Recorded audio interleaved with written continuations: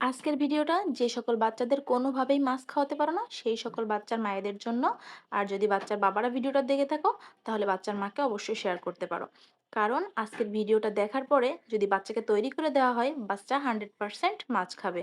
কারণ ও তো বুঝতেই পারবে না এটা মাছ খাচ্ছে নাকি অন্য কোনো খাবার খাচ্ছে। তো যাই হোক, প্রথমে আমি একটু মাছ লবণ হলুদ দিয়ে সিদ্ধ করে ভালো করে কাটা বেছে নিয়েছি।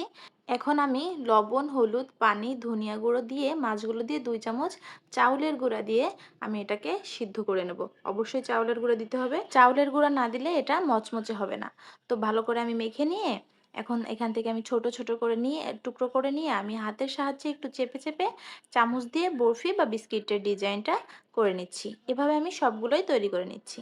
এখন আমি এগুলোকে গরম তেলে ভেজে নিলেই কিন্তু তৈরি হয়ে যাবে মজাদার এই মাছের বরফি বা বিস্কিট যাই বলো না কেন। তো যাই হোক, ভিডিওটা যদি তোমাদের একটু উপকারে আসে তাহলে ছোট্ট লাইক কমেন্ট করবা। আর আমি স্বর্ণালী, দেখা হবে পরের ভিডিওতে। সেই পর্যন্ত সবাই ভালো থাকো, সুস্থ থাকো। আল্লাহ হাফেজ।